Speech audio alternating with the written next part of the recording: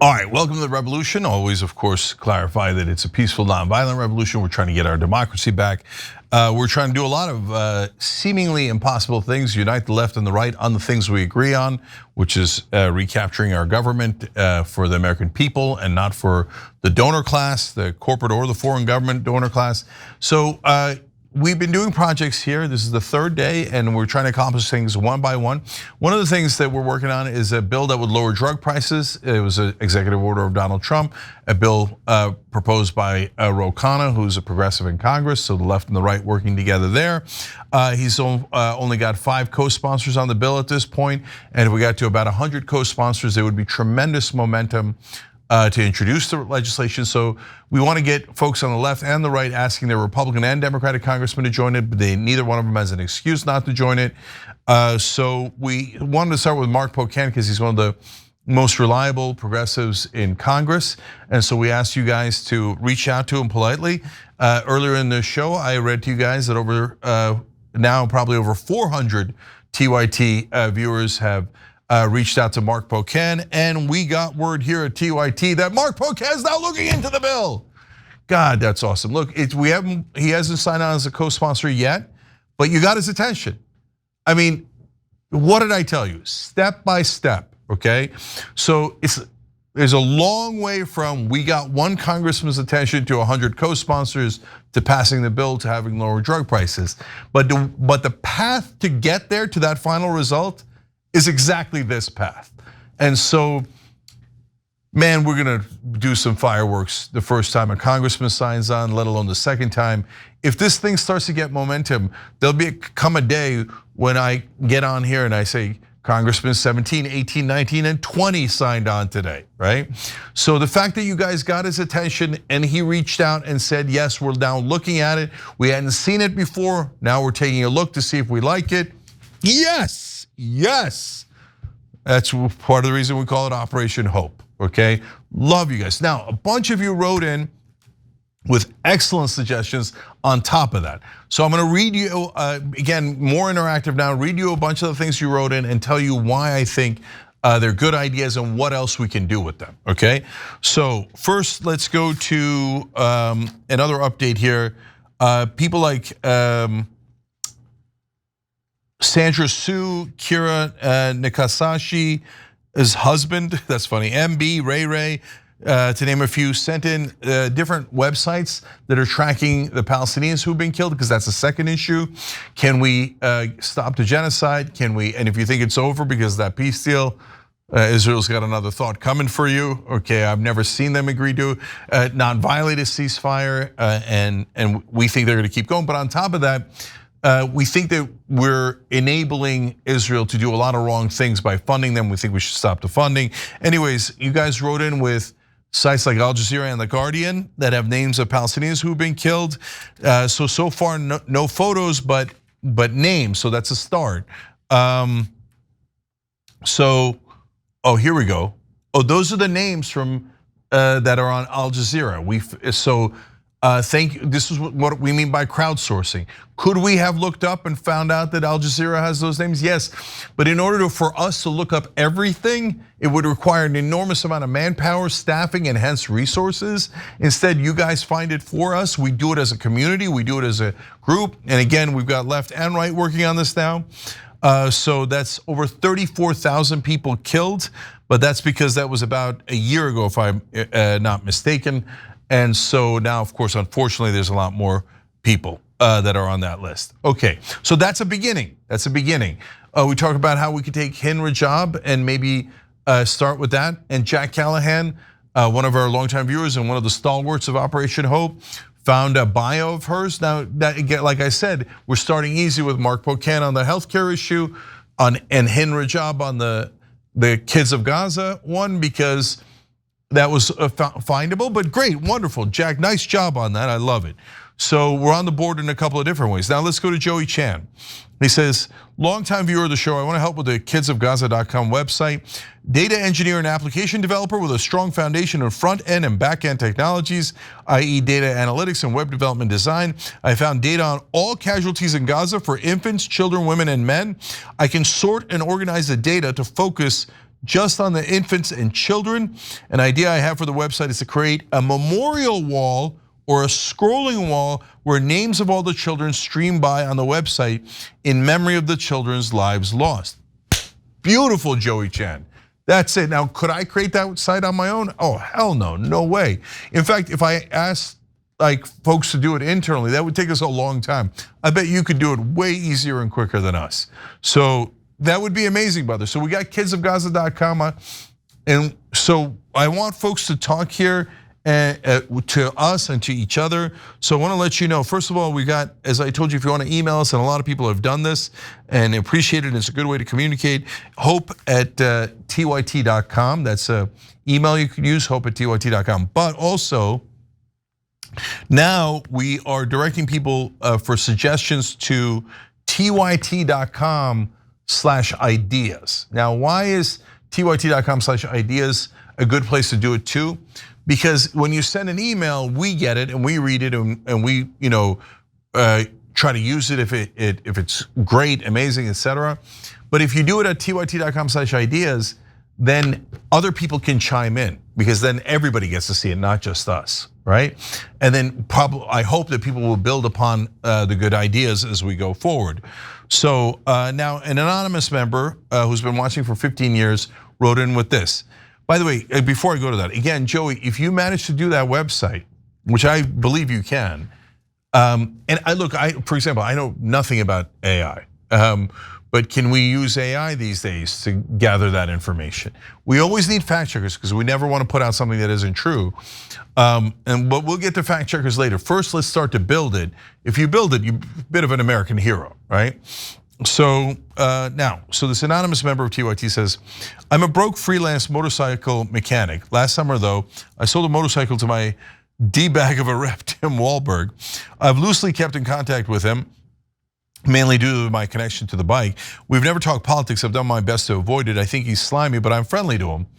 I keep thinking that I might somehow be able to use that connection for some sort of good though. I think the HR 3493 bill might be something I could mention, maybe nudge him towards, since it's a Trump executive order. If I were to try to keep this connection, I would be for motorcycles on the surface, but having the goal of actually trying to influence him in some way I could. With that in mind, does TYT have any advice or ideas on how I can approach this? Something good has to come from selling this guy my dad's motorcycle, right? Thank you in advance for any thoughts or help you can provide. Keep kicking ass and let's save this effing country. Okay, so I love the question, love the thought. Yes, definitely. Look guys, normally in order to talk to a national politician, you have to have at a minimum a $5,000 check. They don't talk to constituents at all anymore. They have staffers underneath the staffers that talk to the constituents and the voters. But the congressmen, do you know they spent 30 to 70% of their time making phone calls, begging people for donations? And if you give them a big donation, then they're like, oh yeah, absolutely, sir, no question. 5,000 is a starter, but when you get to the big pharma level, APAC level, etc., then we're in the billions. So, but you have a connection that others don't. So yes, definitely use it. Look, be friendly, and you're asking him, oh my God, did you see? By the way, you can say a couple of congressmen, and remember, 3 out of the 5 co-sponsors are Republicans. Anna Paula Luna is one of the sponsors, and another deep right winger, is it Gibbs, who's, I read it to you guys on another show, is one of the sponsors. So you can say, hey, it's a Trump executive order. Yeah, on lowering drug prices. I'm really impressed by Trump for proposing this, and it's great to see it as a bill. What do you think? Are you going to get on board with it? And so, look, what's the worst that could happen? No, or he blows you off, or he doesn't, give you a positive answer. Brother, you got the best shot of any of us, right? So now we can call into his office, and we have, and you're seeing some bit of success with Mark Buchanan on that. But if you got a direct contact, definitely go for it. You're a hero for just trying. And if you manage to connect and he signs on, oh, hero of heroes. So look, this is not a left-wing thing. This is right and left. So let's go. And I was gonna say, if you like your Republican congressman, now you're on the left, so you don't like your Republican congressman, but These days, do Republicans like their Republican congressmen? Do Democrats like their Democratic congressmen? Not often, right? All right, but excellent. I loved that you wrote in. Oh, and they have a nice little TYT live glasses that they made. Can we see that? I love how creative you guys are too. That's perfect, beautiful, thank you. All right, Jasmine wrote in, writing, I think this is the poll Cenk was talking about. It states that opinions of 90% of Americans have no impact on politicians. So a bunch of you wrote in trying to find that magical poll. So I'm gonna tell you more about that in a second. The poll that I saw, I'm positive I saw it, I quoted it one time and I just can't find it on Google, is do you think that politicians serve their donors or voters? And 93% said donors. Okay, but it doesn't matter because you guys found so many other polls and studies. So the one that she found is actually one that's also in my book, but I wanted to remind you of it because really, guys, remember the healthcare and the Gaza one are just starter issues. I mean, again, if we win there, it's amazing. Imagine we lower drug prices for all Americans. That would be the greatest thing any of us have ever done. You could retire off that, right? But even so, that's a starter for actually getting the American people back in charge of their government, actually having a democracy, a republic, instead of what we have now, which is corporate rule and foreign government rule. So in this case, this study was amazing. They studied, and this is pre-Citizens United. That's why I always tell you guys, actually they started legalizing bribery in 76 and 78 in 2 Supreme Court decisions. So Princeton and Northwestern professors studied 2,000 pieces of legislation over 20 years of American politics. And they found that they tried to find, did the bottom 90%, that's 9 out of 10 of us, have any effect on bills in America? And here's what the Gillens and Page Perspective on Politics says. Quote, the preferences of the average American appear to have only a minuscule, near zero, statistically non-significant impact upon public policy. So 90% of us don't matter at all. They studied a giant number of bills, and no matter what we did, it's not that we can't get a bill passed. As I mentioned yesterday, Jon Stewart got a bill passed from the outside, and these days nobody's passing anything on the inside that helps us at all. That's why we're trying to do this and pass it from the outside. Jon Stewart did it for first responders in 9/11, and now you look at it, if you choose the insider strategy, and a lot of people go, oh no, I'm gonna go inside and then I'm gonna work from the inside and then I'm gonna eventually, nah, it never turned, nothing. They never wind up doing anything. Nancy Pelosi says, oh, I have a poster for universal health care in my basement from 30 years ago. Well, then why didn't you ever do anything about it? Because the insiders take the money, they gobble it up, and then they serve those donors. They don't serve us. And you see it here, 0%, no effect at all. That's exactly what we have to change. That's the biggest issue of all. Get money out of politics and get our government back.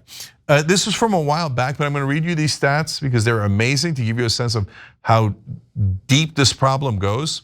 And then I'm gonna read more of your suggestions. And then if you write in today, I'll read some of those as well.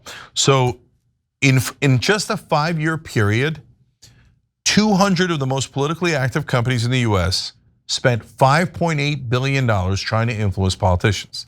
So this Represent.us did a great video about this and a little bit of a presentation, and this website is theirs. So wow, $5.8 billion. Now, do you think business interests throw away $5.8 billion, or do they look like they're obsessed with money and they would never throw it away?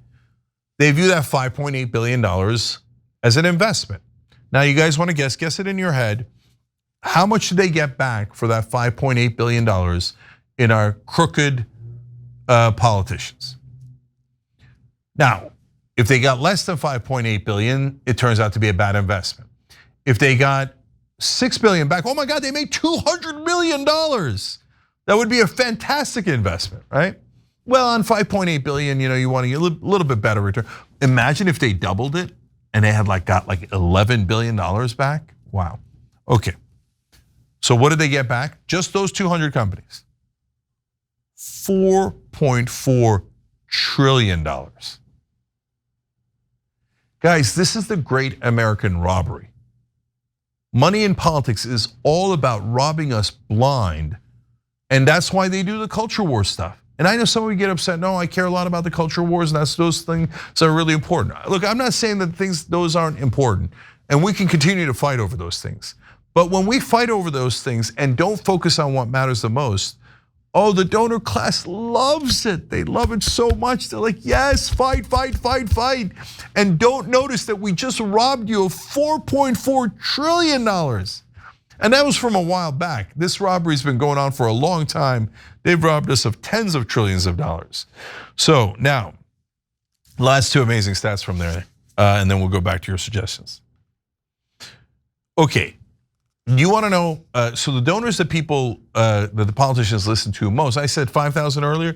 The ones past 10,000 are the people who run our government, basically, right? They give money to politicians, the politicians work for them. So what percentage of Americans give more than $10,000 to politicians?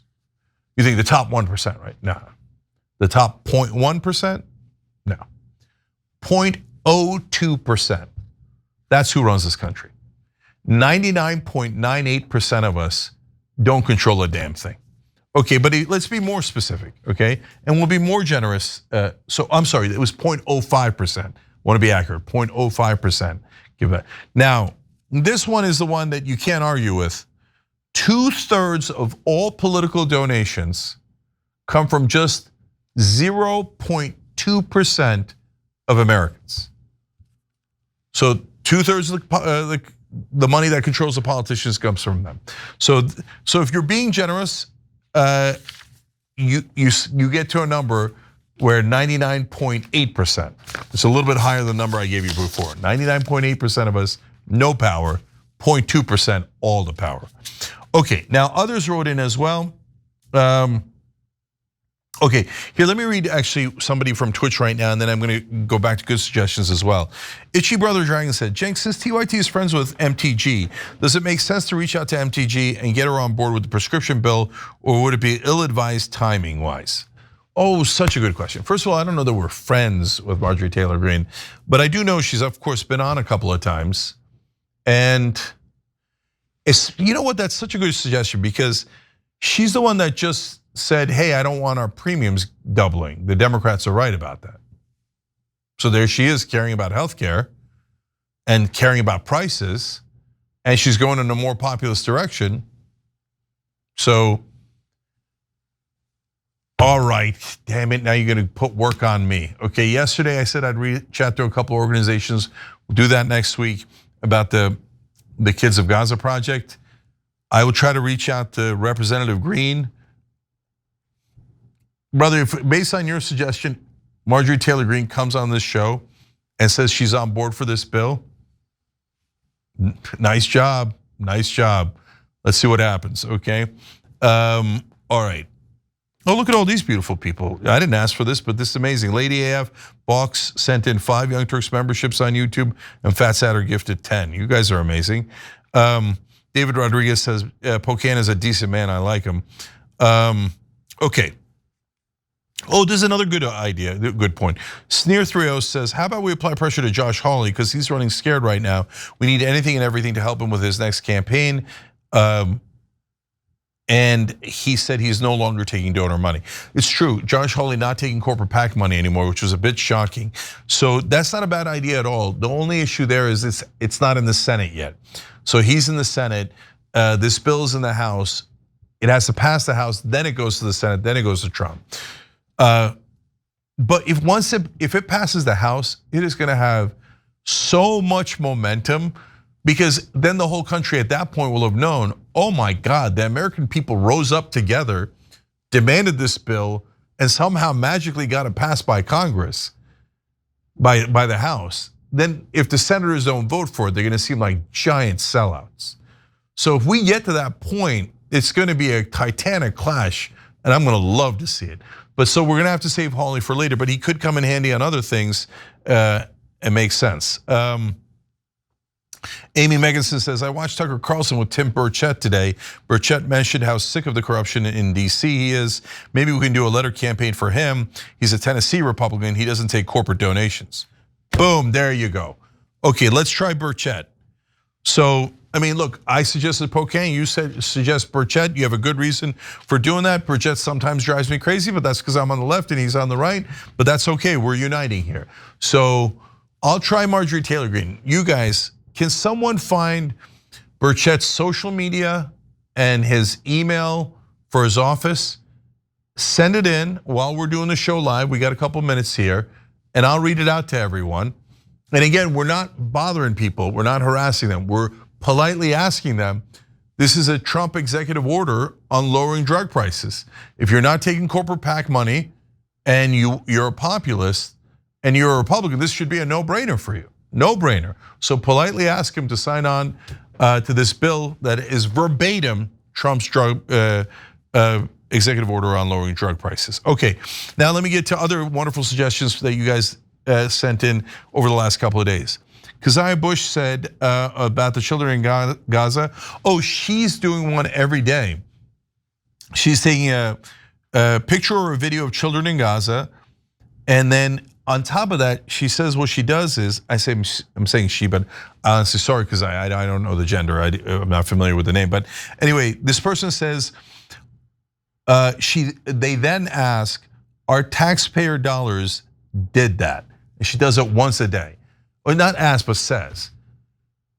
Look, if all of us did that, by the way, you found a picture or a video that I'm trying to do, like basically on a larger scale at kidsofgaza.com or whatever site you guys build, that would be great. But if you do it on your own and you ask, or you tell people, you know that our tax dollars did that. That's beautiful.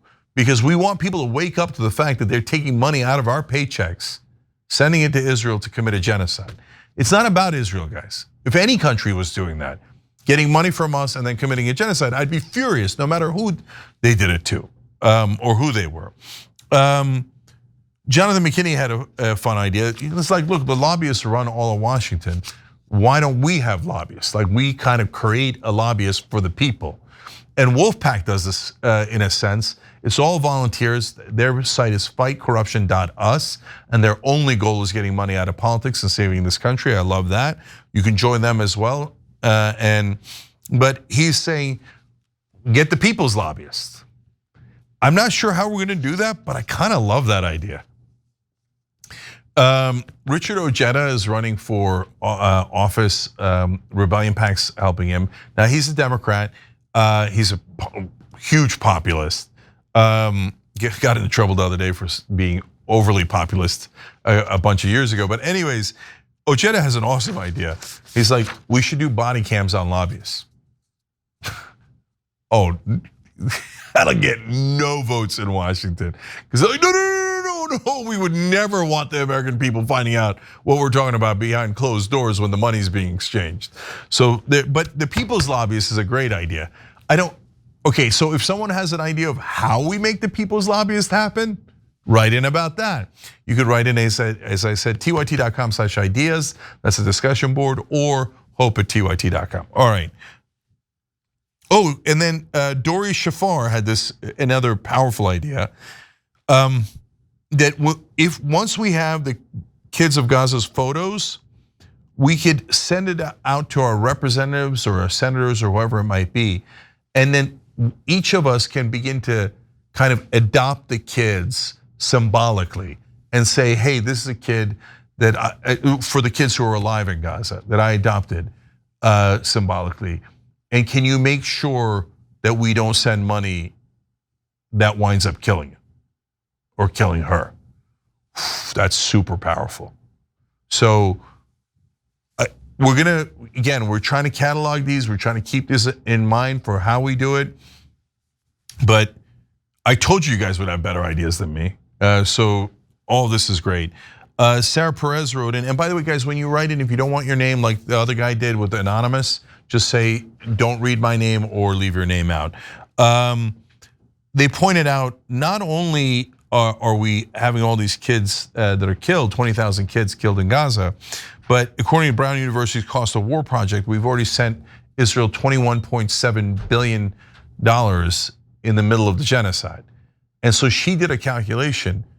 It basically costs us $1 million for every kid we killed.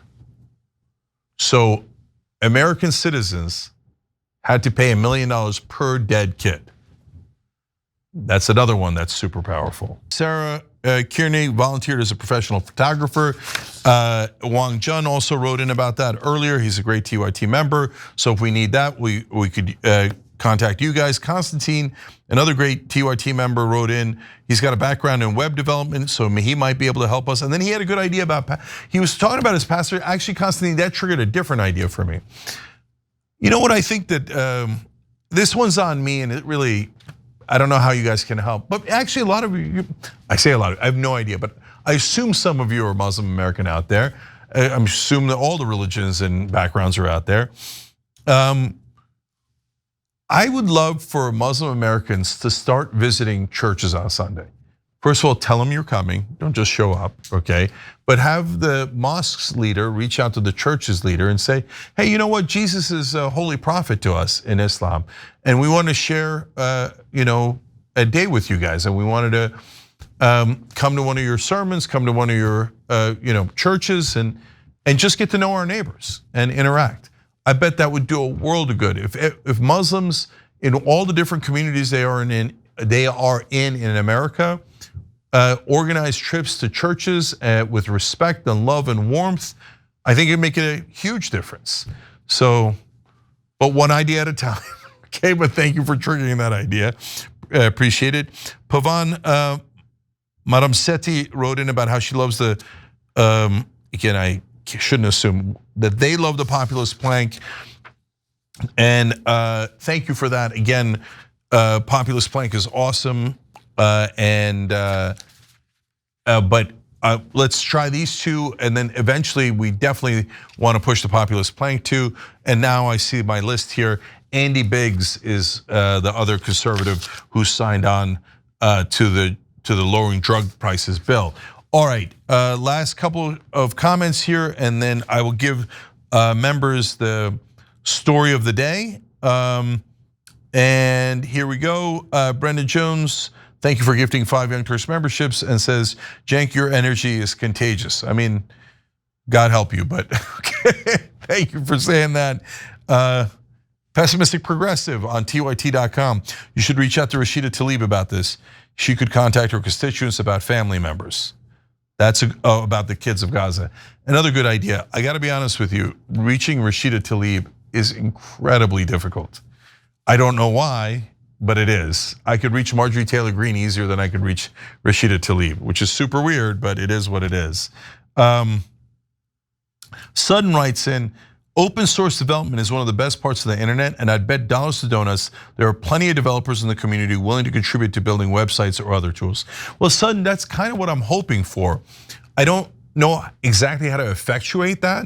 And so, but again, we're all learning and doing this together. So if you have an idea on how to reach those folks, and then we can connect them with the website we're doing, and they could open source it, great, wonderful. Then we can build another site on the different issues and start to get some momentum. So again, write in either at tyt.com/ideas or hope@tyt.com. Oh, here we go. Finally, we found it. Eclectic, nice job, okay? He found the poll. A majority say their views are left out of the political process. An overwhelming 93% of respondents believe that elected officials listen more to deep-pocketed donors than regular voters. Republicans express more cynicism. Only 5% of Republican respondents believe regular voters are heard more by their elected leaders. See, I told the left, look, I know they went for Trump, and on the left, we don't think Trump's the right guy, etc. But they actually did want to drain the swamp. The politicians are full of crap, but why would the voters not want to drain the swamp? Why would they be pro-corruption? No, that's for the politicians and the media. The actually voters, Republican and Democrat, hate corruption. And you see that the Republicans hate it even more than Democrats do when it comes to the voters. But by the way, it's 5% for one and 7% for the other who believes that the politicians are actually representing us. But I'm even still amazed by that. Really? There's 7% of us overall who think the politicians are like, oh my God, I can't wait to represent the voters. Oh, no, I don't care about the money. Maybe that's the 7% that's in mainstream media. Eclectic, thank you for finding that poll. Cara, please grab that poll for us because I want to be able to cite it at all times. Okay, and Eclectic wrote in, I like that opening of Welcome to the Revolution. Well, that is kind of what we're trying to do here, a political, peaceful one. All right, guys, so I think that's a lot of progress for a couple of days. So I love it. Imagine Kai come back on Friday and we got Pocan and Burchett and Marjorie Taylor Greene's on some point next week. Again, I don't want to overpromise. We're just at the beginning, but it's a beautiful day that we're trying. And so for all of you out there with hope in your hearts that came here to try, love you.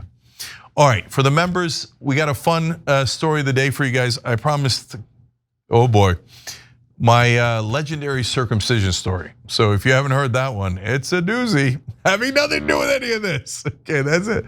But it is a fun one. All right, if you want to be a member, that has again nothing to do with the Operation Hope. You can hit the join button below on YouTube or tyt.com/join. All right, much love, guys. I'll see the members in a sec.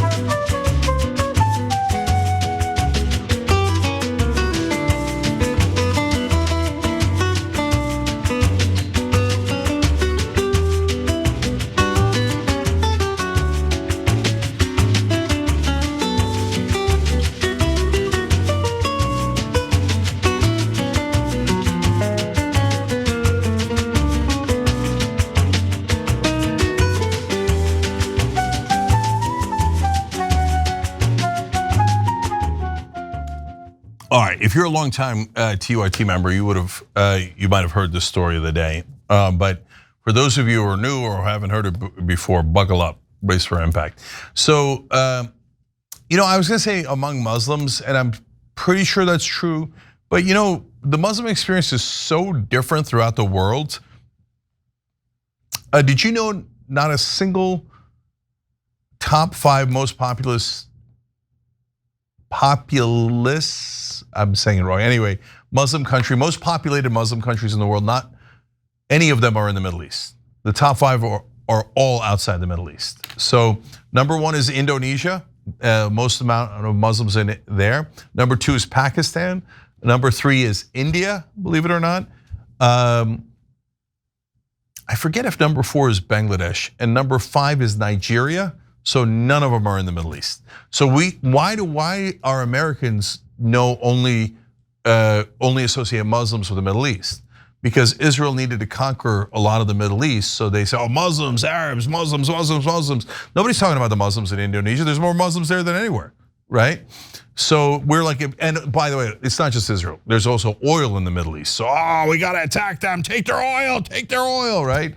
So, and Indonesian culture is so different than Turkish culture or Afghan culture or Egyptian culture.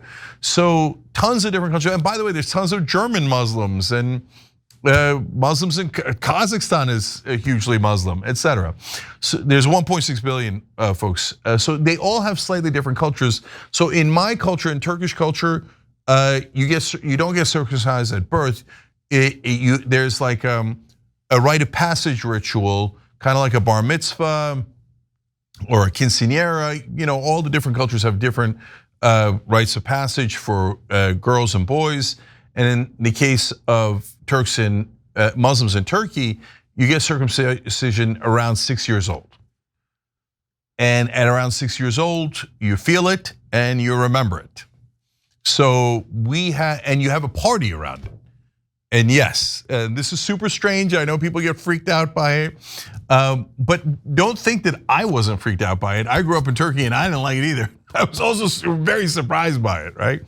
So they're like, okay, you're gonna get circumcised. I'm like, what's that? And they're like, well, and then they explain what it is. I'm like, okay, you don't know, as a 6-year-old kid, you don't know that's gonna happen. So then we go to this doctor's place to do it, and they invited a lot of family and friends. And I'm like, and what are they up to? Turns out we're doing it in the backyard and the family and friends are watching. Every piece of this was as surprising to me as it is to you, okay? And so then this doctor was supposed to be a famous circumciser, which is already hilarious, right? And he then comes in and he goes, okay, everybody's watching. Oh, and they put you in an outfit because it's supposed to make you feel better. It's like a cape with like little, almost like a bespectacled cape and a little hat and stuff. I gotta find that picture for you guys and show it to you. And he goes, do you wanna do your own painkiller shot? And I'm like, no, I'm 6. I was rational even back then. I'm like, why would I do it? You're the doctor, isn't that's like kind of an important thing, right? He's like, no, don't worry about it. It'll be fun. Everybody will get to see it. It's fun when the kid does it. Like, fun for you, maybe. Anyways, he put it and then I press down. That's my rough recollection of it. And I was like, oh yeah, all right. So then they say, my parents say, all right, look, we're gonna go on a fun trip. We're gonna go to where we grew up, which is in southeastern Turkey, Kilis, which is near Gaziantep, which is kind of a larger city down there. Like whenever I run into Syrians, I say, oh, my parents were kind of from Antep. They're like, Antep, we love Antep. We go buy dried vegetables and fruits there. Okay, God bless. Anyways, we go down there and I'm in the cape and I'm in the hat and I'm already feeling goofy. And then I meet Ali. It's a cute little sheep that they got down there and I start playing around with Ali. I'm like, oh, well, this is kind of fun. Not, like Ali's fun. And then they come and they slit Ali's throat. I'm like, no, it turns out Ali was a present for food that night. Okay, look, there's a nice side to this story. I know it sounds really bad, but the real reason they do the sacrifice is so they can feed the poor. So the family takes a small part of the lamb, and by the way, the lamb is cut in a halal way. I don't know if it matters, but same thing for kosher, halal, basically. So they do it, even though it looked gruesome to me, but they do it in a way that is apparently the least painful way or whatever. And then they take the majority of the food that comes from that, and we all eat lamb, it's in the gyros, etc., and they give it to the poor. If you've ever been to a mosque, they'll talk your ear off for 45 minutes straight about how you gotta help the poor, you gotta help the needy, you gotta feed the needy, you gotta feed the poor, you gotta clothe them, you gotta help them. So that's the beautiful part about Islam. So they did that, and then later that night, everybody was eating Ali, and they're like, you want some? I'm like, no, I do not. No, I'm good. They're like, we got it for, no, nope, I'm good. I haven't eaten chunks of lamb ever since. I don't think it's because I was traumatized. It's hard to traumatize me. I usually traumatize others. Anyways, but since then, I've tried it. I just don't like it. But I do like lamb and gyros, to be fair. So isn't it amazing the different cultures that folks have? So when it came to my son, what did I do? I don't think I've ever told this, but maybe I told it once. So of course I waited till he was 16. I'm kidding. No, I was like, the doctor's like, do you want to do the circumcision now? And then I think my wife asked, or do you want to wait like tradition? I'm like, no waiting. I don't. Some traditions are beautiful and awesome. Some a little less so. Let's go do it now. And so we did. And then we gave him some Tylenol. And no, I'm kidding. He's fine. Believe it or not, we did a circumcision when he was a baby, like most people do, and he didn't get autism. So there, RFK Jr. Okay, all right, guys. Much love. I know, wacky, wild story. Probably a couple of you have heard it a number of times. Anyways. We're gonna see you on Monday. This is when apparently I go bye-bye.